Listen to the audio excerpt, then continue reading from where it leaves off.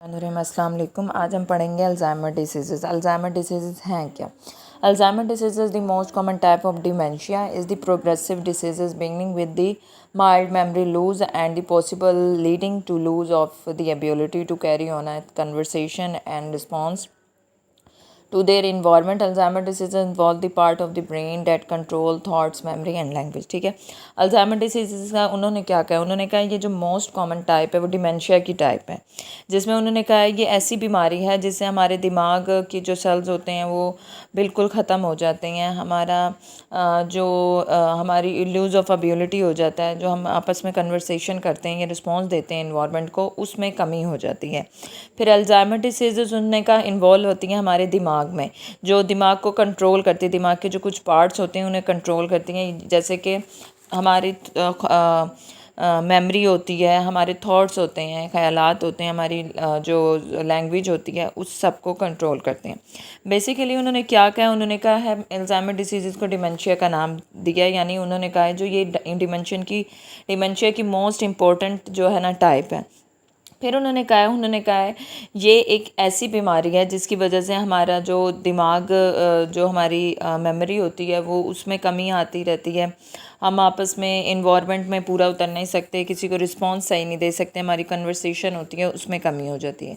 ये दिमाग के जो इम्पोर्टेंट दो पार्ट्स होते हैं उन्हें कंट्रोल करती है, जिसमें हमारे ख़यालात, हमारी जो मेमोरी और हमारी लैंग्वेज दोनों शामिल होती हैं। फिर इसकी फर्दर टाइप्स हैं। टाइप्स में उन्होंने क्या कहा है? उन्होंने काइंड्स ऑफ अल्जाइमर डिसीज़, इसकी 2 टाइप्स हैं, अर्ली ऑनसेट और लेट ऑनसेट। अब अर्ली ऑनसेट क्या है? उन्होंने कहा व्हाट इज़ अर्ली ऑनसेट, यानी अर्ली ऑनसेट क्या है? Early onset Alzheimer disease is a form of the progressive memory rubbing brain condition that appear in a people before the age of 65.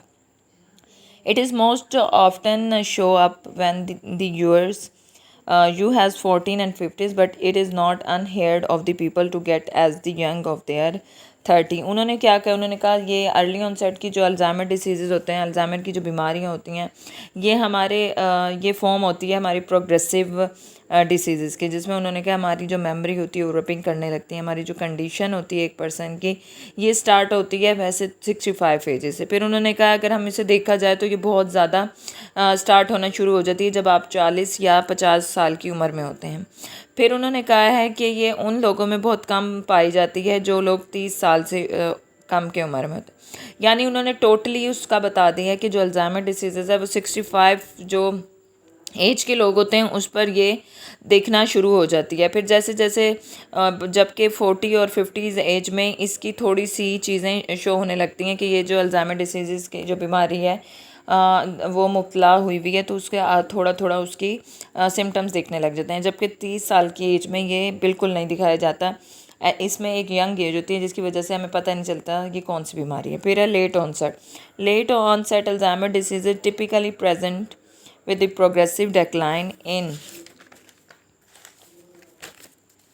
episodic memory with the variables environment of cognitive domains.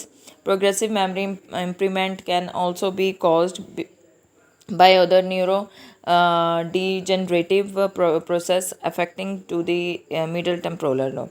फिर उन्होंने क्या कहा? उन्होंने कहा early जो onset है ये सबसे पहले उन्होंने कहा जो इसकी जो बीमारी है वो टिपिकली प्रेजेंट होती है प्रोग्रेसिव डेक्लाइन में।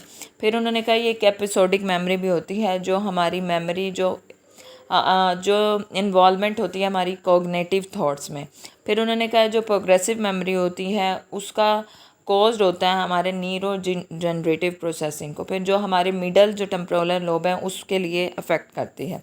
फिर उसके बाद है causes Alzheimer disease. The causes of probably including the combination of the age, lateral changing in the brain, along with the generated environment and lifestyle factors in the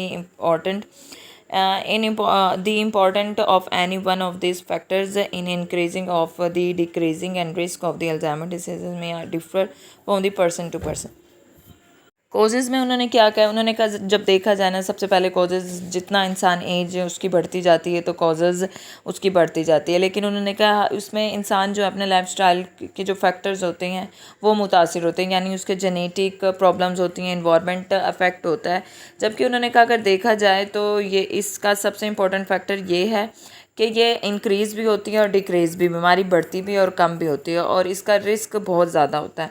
फिर उन्होंने कहा अल्जाइमर डिसीज़ ये नहीं होता कि एज से related हो, यानी एज के ज़्यादा उस पर असर पड़े, लेकिन नहीं, जैसे जैसे इंसान बढ़ता जाता है, उसकी एज बढ़ती जाती है, कम होती जाती है, उस दोनों पे ये मुतासिर होते हैं और ये एक इंसान से दूसरे इंसान तक, एक इंसान से दूसरे इंसान में इसकी बीमारी के जो सिम्टम्स होते हैं वो डिफरेंट होते हैं। अब सिम्टम्स क्या है? अल्जाइमर डिसीज़ के सिम्टम्स हैं increasing memory loss and confuse, यानी उसकी मेमोरी जो है वो बहुत ज़्यादा लूज़ होने लगती है और इंसान कंफ्यूज होने लगता है कि आखिर है क्या।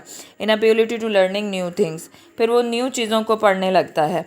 शॉर्टेड अटेंशन स्पैन, यानी उसको अटेंशन करने की, किसी चीज़ को फोकस करने का जो उसका अटेंशन स्पैन होता है बिल्कुल छोटा सा कम हो जाता है। Problem कॉपिंग with the new situation, जो उसको न्यू सिचुएशंस को कॉपी करने के लिए बहुत ज़्यादा प्रॉब्लम होती है। फिर डायग्नोस है, to the diagnose Alzheimer dementia doctor conduct the test success in the memory improvement and the order of thinking skill, जज the functional abilities and identify the behaviour changing.